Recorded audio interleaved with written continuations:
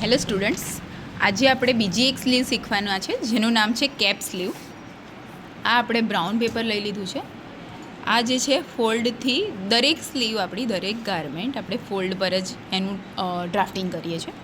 આ ફોલ્ડવાળી લાઈન લીધી છે. હવે 0થી 1 આપણે જે લેવાનું છે એ લેવાનું છે આપણી સ્લીવની લંબાઈ, બરાબર છે. જ્યારે નાની સ્લીવ તમારે કરવી હોય ત્યારે કેપ સ્લીવ જ એ બનશે, એટલે 3 ઇંચ 4 ઇંચ જેવી કરવી હોય તો એ જ બનશે. નહીંતર શું થશે કે એનું જે બોટમનો જે ભાગ છે એ લાંબો થઈ જાય ને ઉપરનો આપણો સ્લીવનો ભાગ નાનો થઈ જાય, તો અહીંયા નીચેથી આપણી સ્લીવ દેખાય એવું સારું ના લાગે. એટલા માટે એ કેપ સ્લીવમાં જ જાય જ્યારે આપણે નાની સ્લીવ બનાવવી હોય ત્યારે. તો આપણે જે છે 3 ઇંચ હાઇટ લીધી છે આપણી, એટલે કે લંબાઈ લીધી છે. પછી 1 to 2 આપણે લેવાનું છે આપણું 1/4 ચેસ્ટ.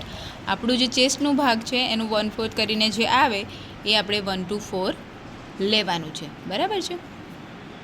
ધારો કે આપણે 32 લીધું છે તો એનું કેટલું થશે? 8 થશે, બરાબર છે. તે આપણે 8 લેવાનું એ રીતે. હવે 0થી 2 ને આપણે જોઈન્ટ કરી દેવાનું છે અને પછી આ રીતે શેપ આવી દેવાનો છે. ઉપરનો ભાગ બહારથી આવશે અને જે આગળનો ભાગ છે એ આવી રીતના ડીપમાં આવશે, બરાબર છે. એ આ બેકની સાઈડની આપણી સ્લીવ જોઈન્ટ થશે, આ ફ્રન્ટ સાઈડથી સ્લીવ થશે. આ રીતે આપણે એનું ડ્રાફ્ટિંગ રેડી કરી દેવાનું છે.